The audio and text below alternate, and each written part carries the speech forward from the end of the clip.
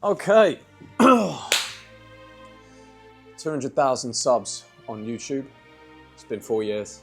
Got my first 100,000 in 1 year. Second 100,000 took me 3 years. And there's a couple reasons why. This video is everything I would tell myself if I was starting again on YouTube. And to say that YouTube has changed my life would be an understatement. I absolutely love filmmaking for starters. So having a place to make films and impact the world and have people see your creative vision is absolutely incredible. But also, we've got to remember the financial side of YouTube. If you can build a cult brand and an audience, you can make a hell of a lot of money from it. And I went from not being on YouTube and working a 9 to 5 and having $10,000 in my bank and then $0 after I moved to Thailand and spent it all. And then I made $4 million with YouTube and various info products and coaching and things like that. So there's a lot of things I've learned, not only about the content creation business and being a content creator, but also about turning that into cash, turning that into a life that you really want to live and gives you freedom. And that's what I want to kind of impart on you today, is some of that wisdom, specifically on this video about being a creator. Number one, rule of YouTube: consistency is king, and one video a week just isn't enough if you're a new creator. When I first started my channel, I did one video a day for 180 days before I completely burnt out. I had no system. My videos were kind of shitty back then, but a lot of you guys loved them. Thanks for that. The Finger Blast 3000. And I did them every day. My entire life was content. So I'd wake up in the morning. I was terrible at managing my time. So I'd live my life. I was in Thailand. I'd go out on the bike. I would go to the gym, meet friends. It'd be like 9 o'clock. And then I'd come up with my YouTube idea, film it, edit it, post it by midnight. And I did that for 180 days. And it was in that period of time that my channel really took off. And the reason why is because when you are trying different videos, especially when you start, you have really no idea what's going to go viral. And when something does go viral, if you then post the next day, all those people that saw that viral video are more likely to have this recommended to them. And you get this massive wave of momentum when you hit the dailies. So I had my first few videos, they popped off, and then I had a few that didn't pop off, and then another one would pop off, and the ones after that would pop off, and then you'd go a bit dry for 10 days or whatever. Then you have another one pop, and all your other videos would get views. And that was kind of how it worked for me. And the reason it took me 3 years to get my second 100,000 YouTube subscribers was because I wasn't consistent. I'd figured out with my 100,000 subscribers how to make $1 million a year and was just living my life. Nothing wrong with that if I was an entrepreneur first, but I'm a creator first. And I love money. I love things, and having money is very important to that vision, but it shouldn't mean that you forget about the craft. And that's what I forgot about. I was living for a living, having some great times, some great stories, things that probably makes my content better now. So it's all good. But I lost that consistency. And now I do 3 videos a week. And I really think that is a nice place to be, because I can do 2 videos that are still very good, but lower effort, and then 1 cinematic I can work on for a week. And fortunately, I have the freedom to be able to literally just focus on content week after week for my entire life, which has always been my dream, which is incredible. And I want to turn it into real film and real movie making, and YouTube's been the platform to do that. But consistency when you're starting out, the more you can post, the better. And if you fall off that consistency, YouTube won't reward you. If you come back to that consistency, YouTube will start to give you views. That consistency comes from a schedule that you can't miss no matter what. When I was doing my 1-a-days, it was like it had to be done. It was the one non-negotiable of the day. There was no missing it. And it's the same now that I do my 3 a week. The 3 have to be done. They have to be hit. They are like the number 1 non-negotiables. They can't be missed at all. If you do that, you will find success over time with your content creation. If you can't stick to that schedule, you won't find the consistency to build momentum and an audience. Number 2, don't make videos for the sake of making videos. Try and make videos that are 1% better than the video before, or 0.5%, or 0.25%, just slightly better than the video that you did before it. And with my first run of content, 180 days of content, I was kind of just posting videos for the sake of it in the end. And that made me fall out of love with it, burned out, didn't post as much for a long time, just like maybe 2 or 3 a month. When you are improving your craft and you're actually watching the videos back and you're trying to find a place where you can improve them, and you're actually putting the time into the ideation and coming up with a thumbnail and the title, it becomes a lot more enjoyable. The goal of content creation is to look at your video number 1 and look at your video number 300 and for you to be a totally different person, for the videos to be totally different, for the style, for the quality. You don't want to be making the same videos you're making on day 1, on day 300. That being said, do not let perfection get in the way of making cool shit. I didn't do YouTube when I first moved to Thailand because I was too scared that I couldn't make the perfect video. You will never make the perfect video. Just start making them. At the start, you make them and you make them shit, knowing that you're going to improve. And the goal is just 1% a day. Before you know it, you're making great vids. Look at my first video, look at this one now, or some of my other cinematics. The change happens, but it happens over longer than you think.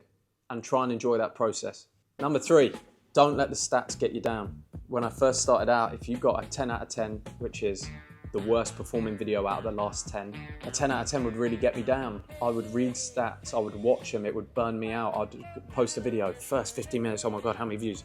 1 out of 10, euphoric, yes, we fucking made it, we're back, the channel's pumping. 10 out of 10, oh my God, let's kill ourselves, not do YouTube anymore. That up and down makes you unable to be a creator. You have to do it for love of the work. You have to put what you feel you can put into this project on a limited time frame. And when that project is done, you wrap it up, you kiss goodbye to it, bye-bye video. You send it out into the algorithm, which just means audience or people. Send it out to people and see if they vibe with it too. And if they do, fantastic. If they don't, no problem. The next video is coming out. Don't let the stats get you down. When I came back to doing 3 a week, I was 10 out of 10, 10 out of 10, 10 out of 10, 10 out of 10, 10 out of 10 for like 10 videos in a row. The worst performing my channel had ever been. And it would have been very easy to go, oh, let's just go back to sort of funnels and making money and not really bother with the YouTube. You've done enough. I never wanted to do that.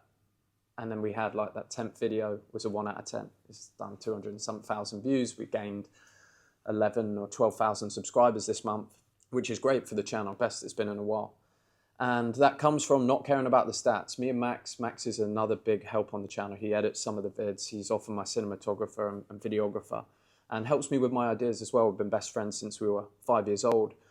Great person to work with. Credit on the channel also goes to him. So good work, Max. Keep it up, bro. I know you'll probably be editing this.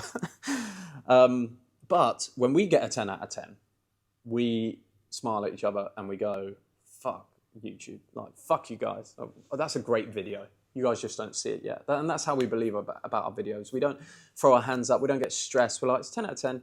Fuck you, fuck YouTube, fuck you guys. You don't know what's a good video or not. We're gonna get a 1 out of 10 soon. And that's how you have to see it. You can't let the stats get you down. You make it for the love of making it. And that's how you stay in the game. Now, if you want to be a creator, there's many benefits to that.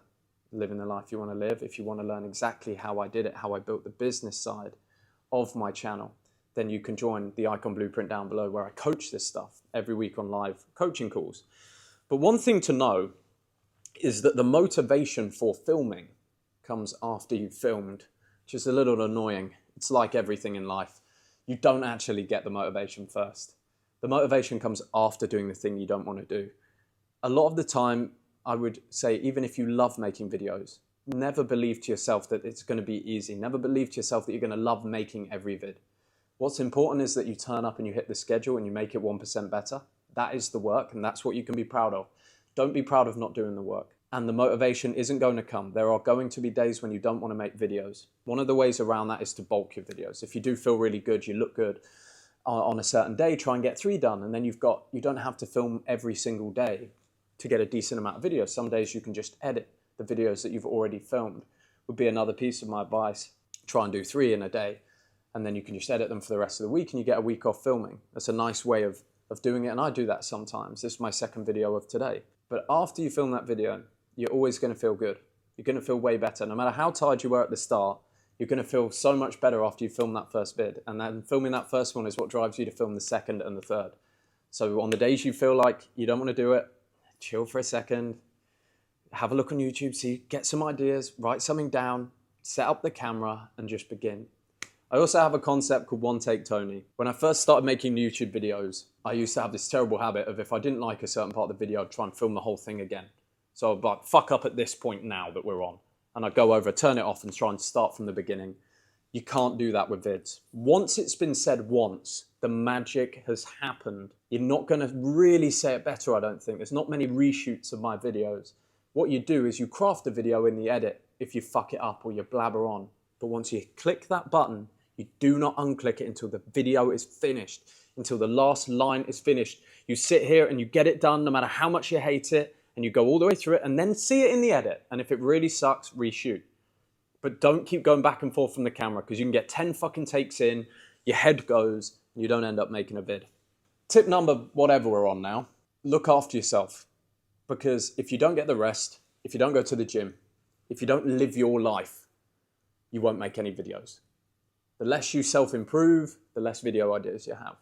The less you go and meet people and actually enjoy parts of your life and travel and do the things you want to do or give yourself new challenges, the less ideas you've got. There's only so many ideas you can get sitting in a room and looking at a camera. The rest of them are found through self-development. They're found through times alone, through struggles that you overcome in your own life, through seeking challenge. And of course, the better that you look, the more you take care of your body, the better tan you get in the sun, the better you feel in your life, the more you're going to want to be on camera. So taking care of yourself is very important. Which brings me on to my next point. I found drinking alcohol and YouTube are completely incompatible with being a content creator. If you're using alcohol to get on camera, that's a terrible idea because you're often a bit sloppy when you've had a few drinks. I'm lucky to have made very few videos drunk, but there are a few on this channel that I was drunk before I went sober. I wonder if you guys can figure out which ones they are. Probably not. It's probably not the crazy ones. I think there's like 2 on this channel where I was drunk. Alcohol and content creation do not go hand in hand. They make you sloppy when you do your work, and then they make you completely incapable of getting on camera when you have a hangover, and they kill all of your momentum. It takes a lot of momentum, a lot of confidence, a lot of get up and go to get in front of the camera when you don't want to. The easiest way to destroy that is to just drink alcohol. Drink alcohol, you're going to be a bit depressed, a bit down, you're not going to get on camera. For me, the only reason I got my consistency back this year is because I went teetotal, stopped drinking alcohol. If you drink alcohol and you make content, stop for 90 days, tell me how much better your content gets. You don't need it to be creative. You don't need it in life, to be honest, but that's another video for another day. My next tip is make what you want to make. Make the videos that you wish were out there, the channel that you'd love to binge, but you can't seem to find. That's what you should be making. Don't make, as kind of bad as it sounds, don't make videos for your audience because they don't know what they want. You give them what they want and they find you. You give what you have to give to the world, and the audience decides if that's something they want to stick around for. But don't try and craft it to them to make something that other people will like. Make it for you. It is the only way you will last in this game, because otherwise you'll keep regurgitating and making the same content, the same things over and over with no new nuances, or you won't talk about a particular passion. Just because you started making videos about one thing doesn't mean if you have a new passion in your life, you can't share it. Actually, I think your audience will be very happy to see it, very happy to see your new passion. And I try and share as much of my life as I can. And as my interests change, I feed it through the channel because that's who I am. And this is a representation of me, what I'm learning, the documentation of my life, my philosophy. That's what my channel stands for. When it comes to filming, film alone. It's very difficult to be authentic with other people watching, with someone behind the camera. Vlogs, it's a little easier. But for videos like this, and even for vlogs, I think they come out better when they are solo in some ways, or at least have solo sections. I've filmed a few videos live and I've never posted them, where I had people behind the set, behind the camera. When I like to sit down and talk to the camera or make a video, unless it's a cinematic vlog in which I love having other people around, but when I make a video, it's me talking to you, not anybody else. I want to talk to you like you're my imaginary friend or my best friend, and that we can just sit and talk to each other. And I want it to feel that way. And I want to be able to say things the way I want to say them, from the deepest part of me, and give it to you. And when someone else is there and they give a smirk or a snigger or a laugh and you get feedback and reactions from the things that you're saying, it makes it very, very difficult to not be molded by that. And that's why I love YouTube. That's why I love making these videos, because they're actually a representation, a very close representation of who I am inside. Even a lot more than most people see when they know me, because when I'm on the camera with you, it's just me and you in the room. I'm kind of talking like I'm talking to myself. And that's a good tip to have. My next tip is that your best ideas will come from solitude and the lack of distraction. The walk that you take a notepad on, go for a 30-minute walk with a notepad, go and watch a movie in the cinema alone, go on a trip or an adventure alone. I guarantee you come back teeming with ideas. But that doesn't mean that other people don't have good ideas. I believed for a long time that I couldn't rely on anybody else to help me with my channel, but the ideas all had to come from me. And recently I've given some of that away, and Max has come up with some of the ideas on this channel. And they've been very, very good, and it really, really helps me. So as much as a lot of your best breakthroughs will come from being alone, when you do find that person that can help you with the channel, let them have their ideas and try them out, because they can work, and if they know you very well, they can sometimes work better than your own ideas. Now, another piece of advice is don't reinvent the wheel on every single YouTube video. When you're starting out in YouTube, you can have a look at the YouTube algorithm, and you can go and find thumbnails that you like the look of and titles that intrigue you. And what I would recommend you do is don't watch the video, but take the thumbnail and title concept and turn it into something that's 3% different and your own, and create your own idea for the video. So the video is totally authentic, but the thumbnail and title you've maybe found and been inspired from somewhere else. You don't have to stab in the dark. If a video is an outlier, it's done more views than the subscribers on the channel by like 2 or 3x more and beyond. It's an outlier video. If it worked for someone else and you can replicate the front end and then make your own video inside, you can use that same power, that same algorithm that is working for that vid without becoming a carbon copy of everybody else. So I think it's okay to steal ideas. Don't steal the content. Infuse yourself into the original idea, the thing that the packaging of the vid you can take and make your own. And do that 1 time a week and do 2 times a week, totally authentic ideas that might perform better than anybody else's. And that's a nice place to be, I think, with your YouTube. Now I want to tell you my philosophy on thumbnails, which I've developed over time. I actually think thumbnails should be like a Pinterest board. Your YouTube should be like someone's just clicked onto this weird underground version of Netflix, and they're going through and they're being like, holy shit, what have I just found to binge? This stuff looks so cool. This looks amazing. It's not all these neon, bright, poppy colors, bullshit, fucking dopamine hacks to try and make people click. It's like this real kind of understated, a little bit minimal style of thumbnail, which is really the effort I put into my thumbnails. I make all my own thumbnails. I would want them to look aesthetic and cinematic, like you've just gone onto a cool Pinterest board and you've found my channel and you're like, who the fuck is this guy? And what have I just found? What's all this information I've got? That's the kind of the mind I keep when I make my thumbnails, and how I design my channel to look is that I want you to find it and feel like you've found this little hidden treasure chest of information from this creator that you've never seen before. And you can use that as well. Comments. Don't read the comments until your skin thickens. Over time making content, you'll become cold, soulless. You'll give the majority of your soul to the internet. The internet will sometimes reward you and other times hate you for it. And you understand that the love and the hate can be quite fickle. The problem with all the love is that it's an echo chamber. So you got the same 20 people commenting and giving you all this love every time. You start to believe you drink your own Kool-Aid. You go, yeah, I'm the fucking man. I'm the best in the game at this. And then the flip side of that, you read the 2 or 3 bad comments, even though there's 20 good ones, and they put you off your game. And you're like, oh, I shouldn't make these vids anymore. Don't read the comments until you're separated from the comments. I can read all the comments now. Good, bad, I love the good ones. The bad ones I love as well. I can read them, but I'm not attached to them. You say something nice to me and I think, I'm really glad that you enjoyed the video, but I don't need it for my self-esteem.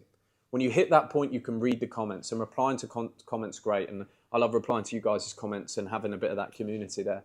But be careful when you start, because you can start to drink your own Kool-Aid from all the good comments and not test anything new. And you can also get really put off by the bad ones. And remember, at the end of the day, make the content for the love of the game, for the love of the content, for the love of the grind. Don't make it for nobody else but you. That's how you remain in this game long enough to succeed. Mr. Beast did not get his first 10,000 subs for 4 years. He's now the most subscribed YouTuber in the world. Just stay in the game. It can take a very long time to find your feet. I was luckier than most, but I'm still not where I want to be. But I'm going to stay in this game. I think I'll probably do 10 years total. I'm about 4 in now. 6 more years YouTube. Make the transition into Hollywood films. Directing, real directing. Really practice my craft here. And that's pretty much all I've got for you. I know a lot more about YouTube, the actual designing and creating of a cult brand, and also how you turn that into an income that you can get from anywhere in the world, which I've done very well over the last 4 years. If you want to learn more about that and have me coach you every week in group coaching, awesome calls. I do a breakdown of the best things that are going on in YouTube, Instagram, social media, online biz every week. I do a presentation, then big Q&A, and I have a full program on how I built my business and how you can do the same to live anywhere in the world and make money online. If you want to join that, book a call with my team. Your call will be with Max, so only book one if you're serious, because he only has limited time. He'll take 3 slots a day, that's it. 3 calls a day. He's one of the coaches inside. We genuinely just see if you're a good fit for our program and tell you about it and see if it's something that we can have you in as well, because we spend a lot of time with the guys that we coach and we want to make sure it's a good fit. Don't waste time. If you're serious, check it out down below. It'd be a pleasure to get to know you better. If you're just looking to get in the best shape of your life, 90 Day Savage is down below. And other than that, chaps, I think that's all I've got to say. Thanks for 200k subs. It's been a pleasure, and I'll be here for a long, long time. I wonder what we can hit by the end of the year. Any guesses in the comments? See you on the next one. Whoop-ow! Whoop-ow!